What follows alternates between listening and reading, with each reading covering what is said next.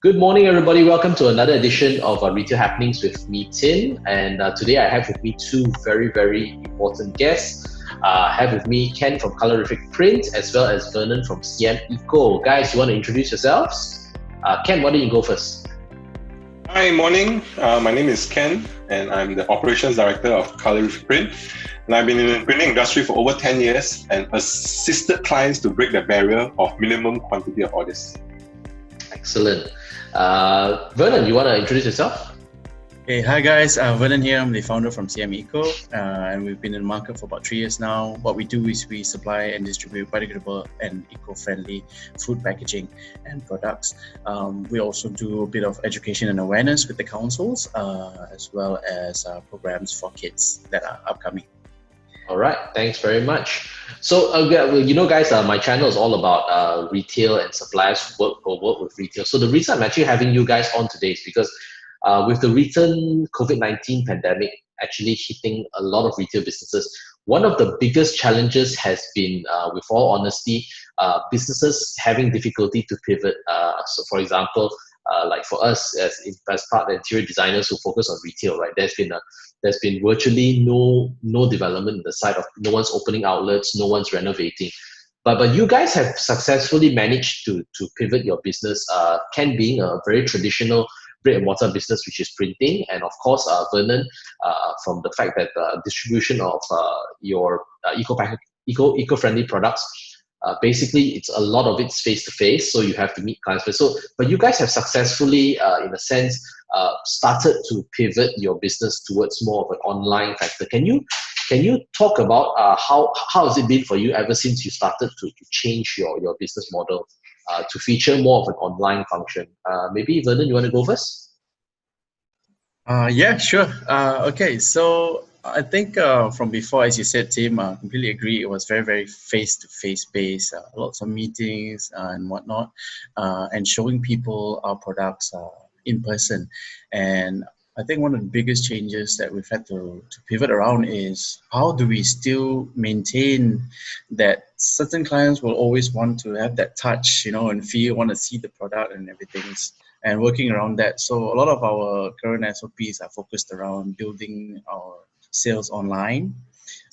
We have definitely pivoted to a lot more online presence, a lot more content we're sharing online through all our social media handles and channels. Also, we're utilizing more online marketplaces, platforms for us to be out there. In other words, having more fishing lines out there. One thing that we noticed as well is that we still sort of have what we used to have. We send samples to the clients. We still speak to them over Zoom, and we can have an open conversation about these products, what their expectations are, and what they need. Ultimately, I think the biggest change is, that I think people are generally spending more cautiously right now, given everything that's going on. So I think it's about how else we can really offer and deliver them something they need versus something we want to sell them. Okay, excellent. Ken, yourself? Thanks, Vernon. No worries.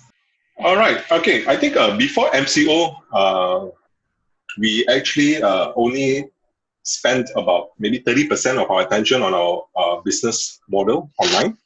But since MCO, we've been putting in about 70% of our time because we were in lockdown. And anyways, so to date, we actually divert all our current staff in operations to enhance our online presence on Facebook, Instagram, Google Business, and in the pipeline, we are working on LinkedIn as well. So like what you mentioned, Tim, as a printing business, it's a brick and mortar business. So majority of our clients would actually walk in or actually inquire over the phone. And we see actually the importance because to have new clients, we actually emphasize more on our social media and our online presence.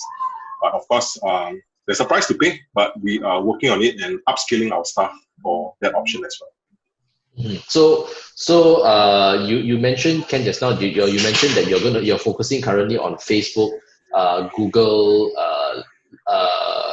Instagram as well, right? So going on that, right? Which platform do you think it's better for you at the moment? or are you equally spending your time on all the platforms? Okay, when we first begin on the online presence, we heavily focus on Facebook. The reason why, because we find that in general, Malaysians tend to use Facebook more. But over the time course, of course, we pivoted to Instagram as well. And we get a lot of feedback from our clients that why not you try LinkedIn as well? So we are also in the pipeline to actually divert our time proportionately on all the social media platforms and to find the best ones that are suited for us right now. But so far, we have paid a lot of attention on Google My Business, and so far so good. The results has been good in terms of getting new traffic and also new customers to our company. I mean, just before I let you go, with the Google My Business, what specifically are you doing there? Are you doing just normal posts, or are you doing advertising on that? Okay, what we are doing on Google My Business is mainly on the analytics part. Because we are situated in Kota Damansara Sunway Nexus, so at first we just want to target the 5-kilometer radius around Kota Damansara area. That way, we want to bridge between new customers and new clients, saying that hey, we are here.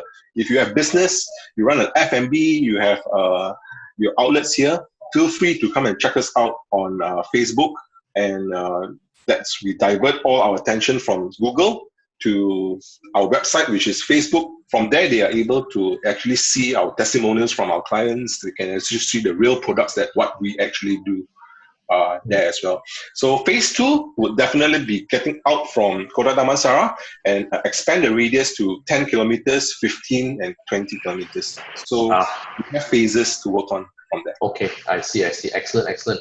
Okay, back over to you, Vernon, right?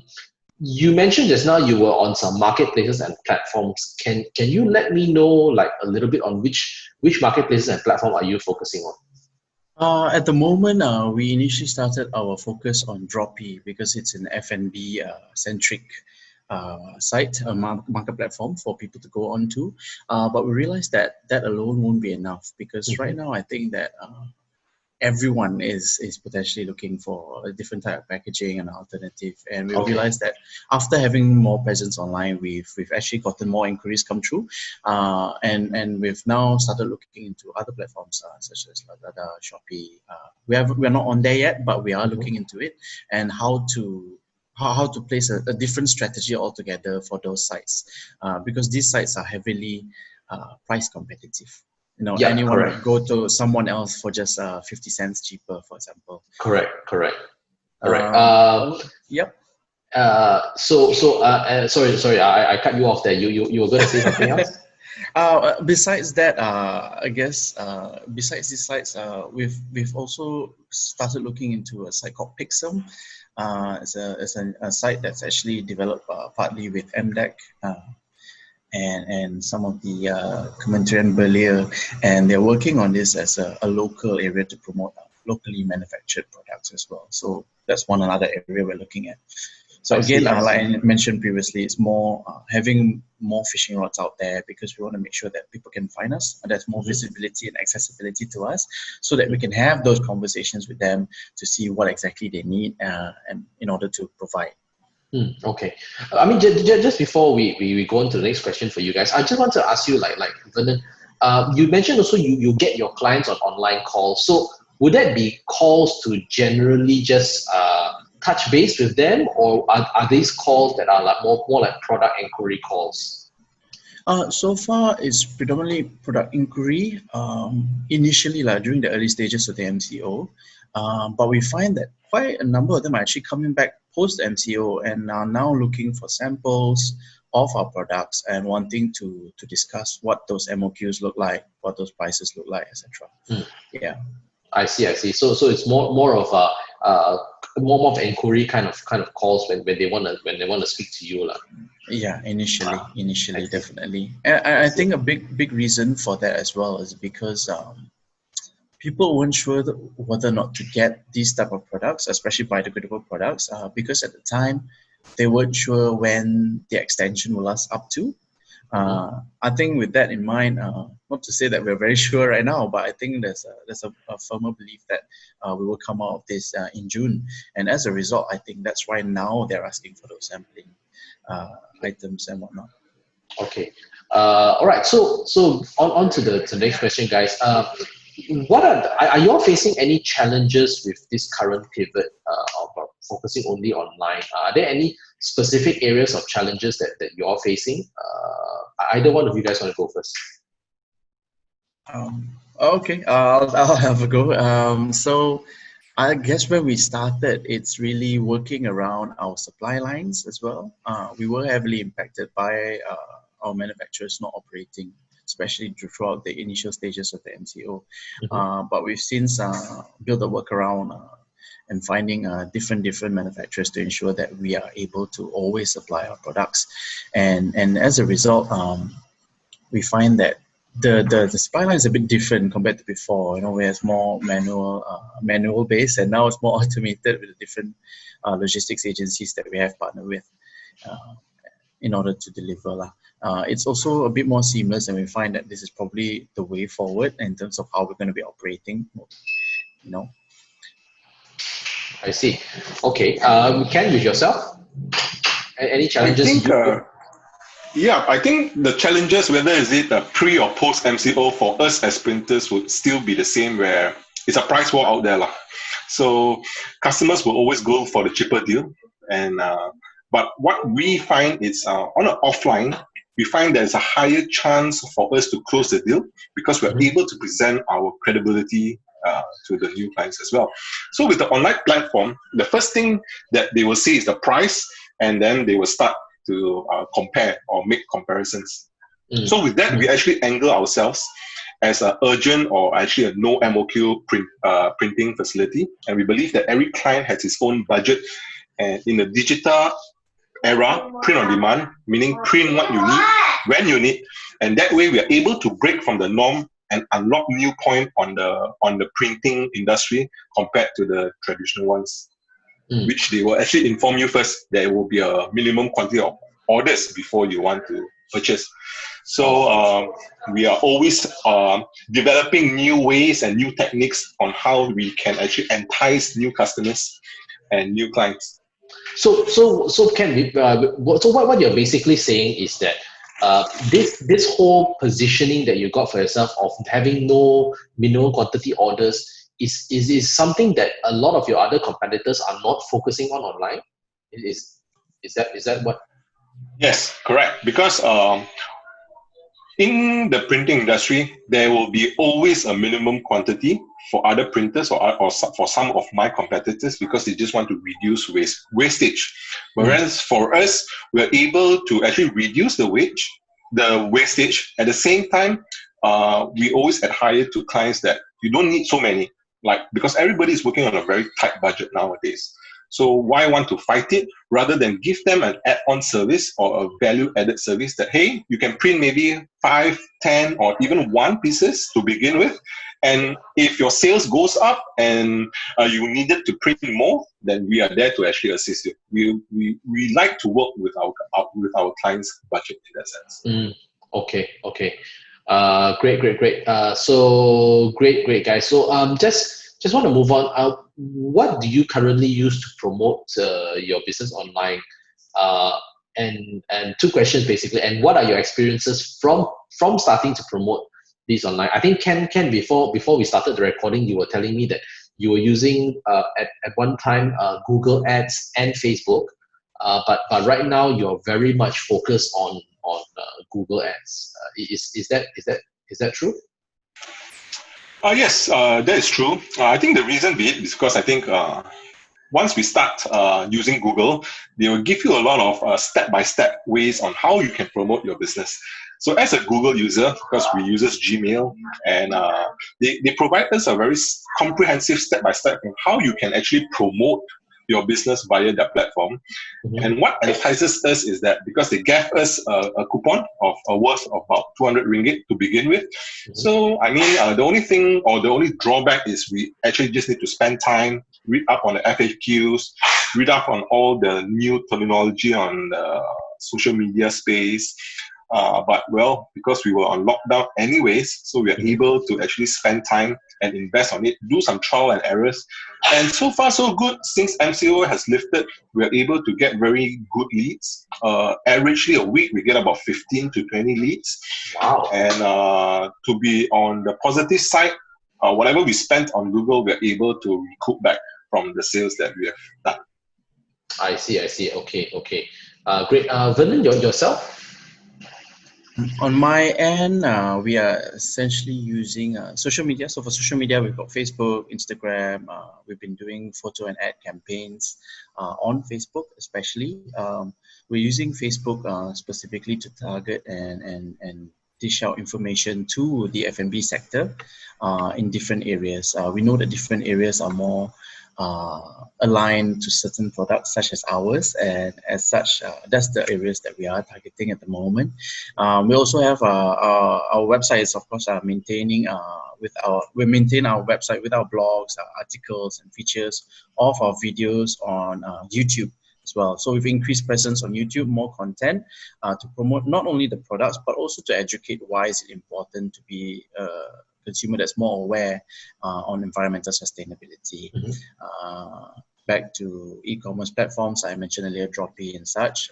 And we've also taken on to using MailChimp to ensure that we're sending out newsletters to our existing clients, just to check in on them, let them know, hey, we're still here, guys. How are you guys holding up our things?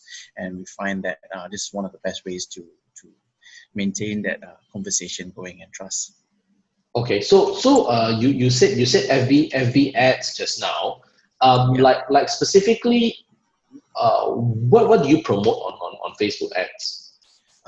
So we do two things. One of it is actually to drive that traffic into our website to increase the likes, the followers, so that whenever we run an ad, we can also run it to our existing follower base.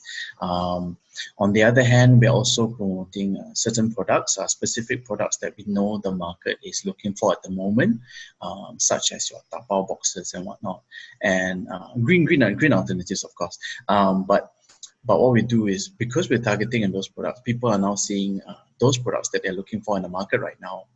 And from there, we link that up to our either our website or our WhatsApp.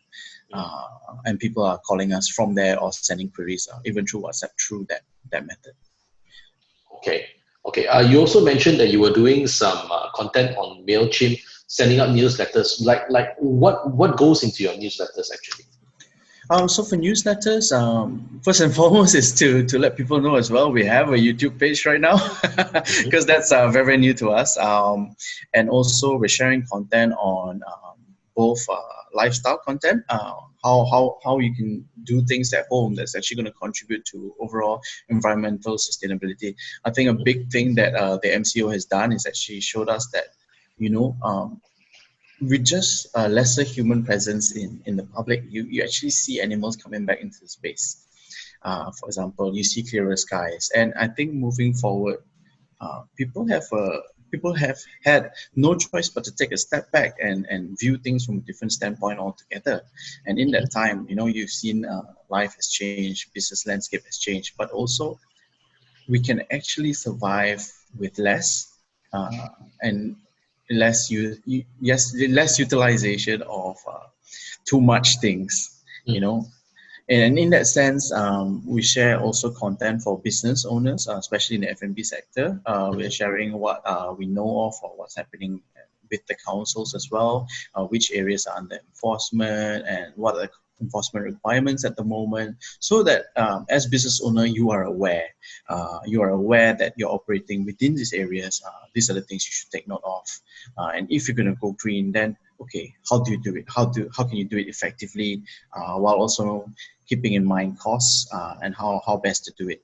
And that's where we want to come in. We want to be the guys that you want to go to talk to help you make that transition.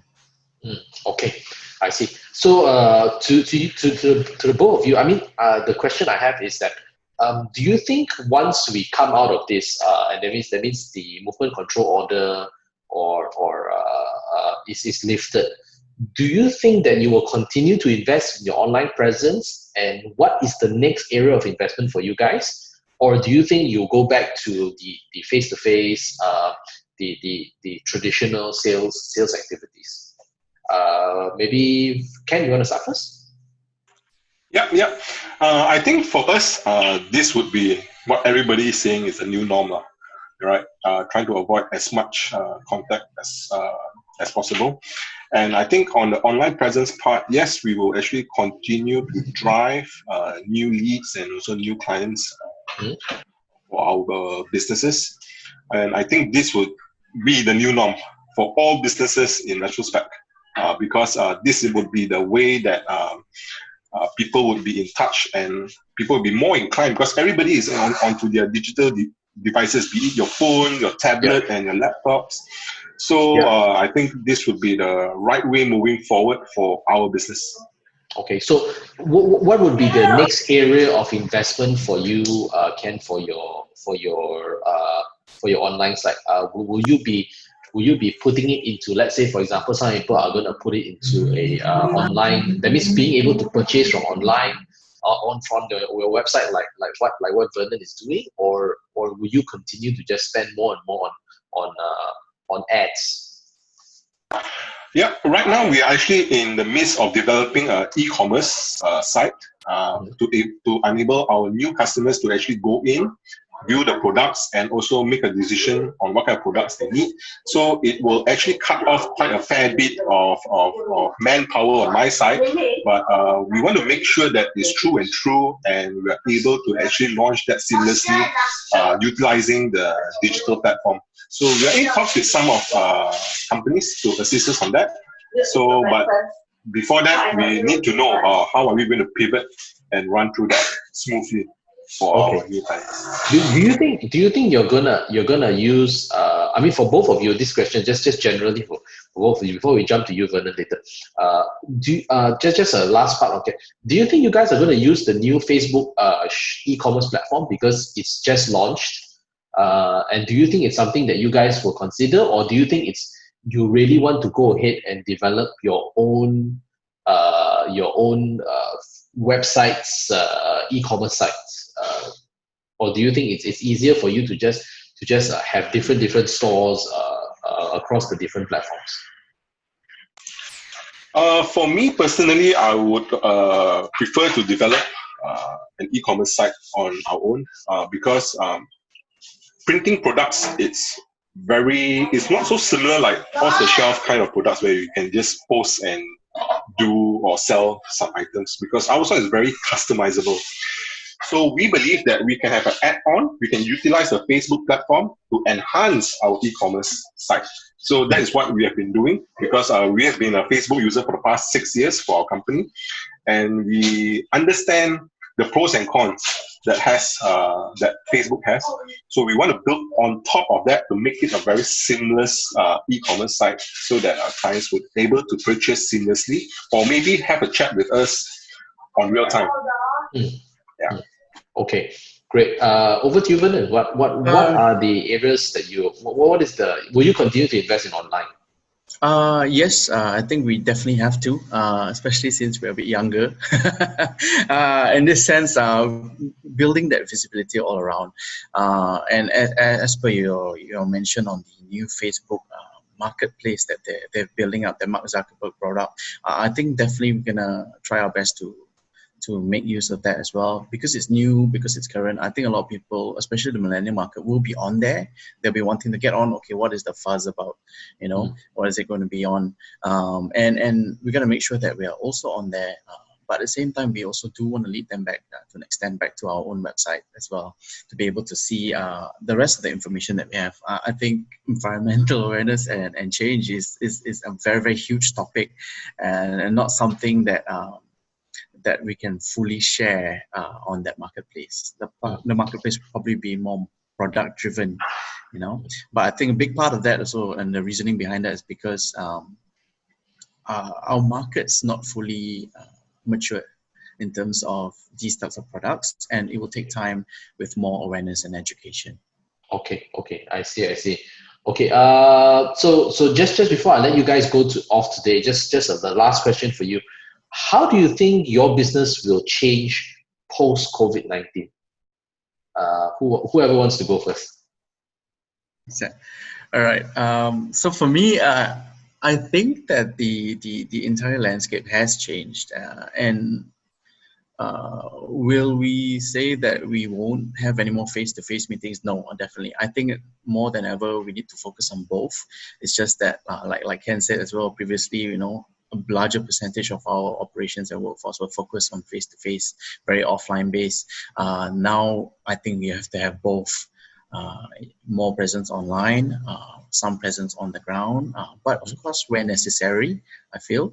Also, definitely investing on more of our online ads, so that people see us, and with that as well, we decide, you know, you can also manage part of your operational cost by not having people stationed in certain areas all the time. Instead, you have that online presence in those areas because you're targeting your marketing to specific areas.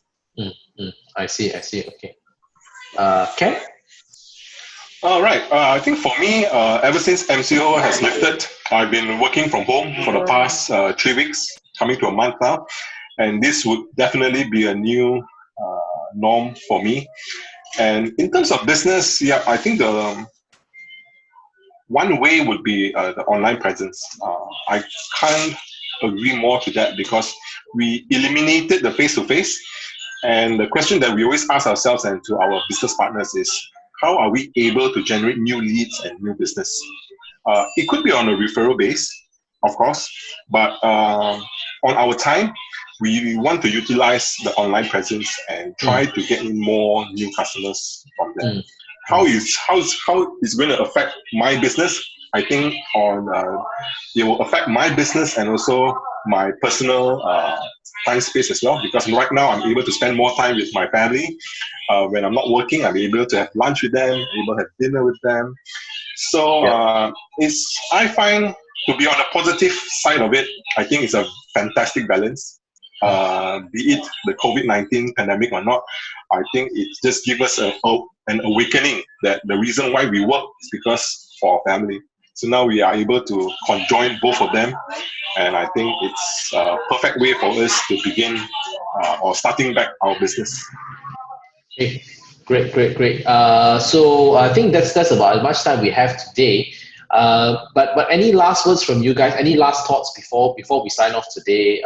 Anything you want to probably you want to get off your chest before we end today, Vernon? Any last thoughts?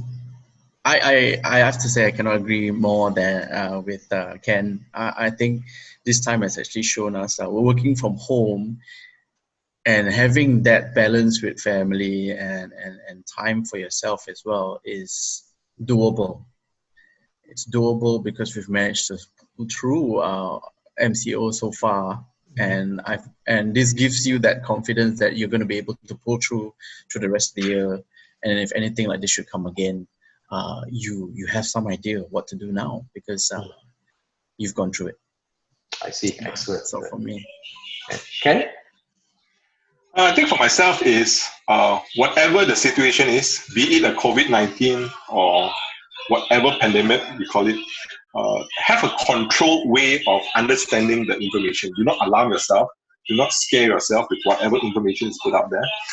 Because end of the day, like Vernon said, we are still young. We have young families. We have kids to feed.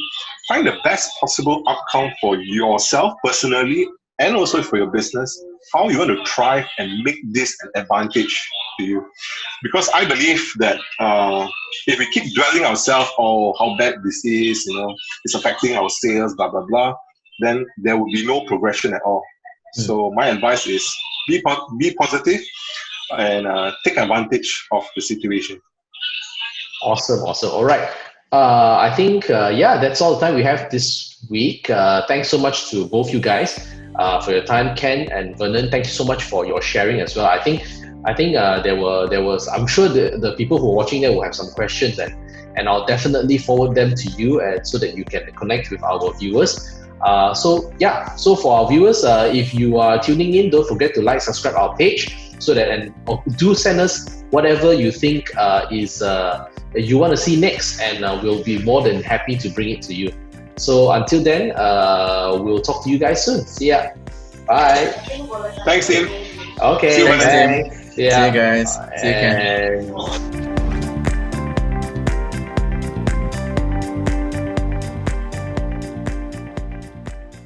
Today's show is brought to you by CM Eco, a supply and distribution of biodegradable food packaging and eco-friendly products. They also conduct education and awareness programs online. To find out more about CM Eco, go to their Facebook page at cm.eco or their YouTube page, CM Eco. They're also having a promo today on 15% off all your orders with promo code of CMEHOME15. That's CME Home 15. Consider supporting us by supporting them.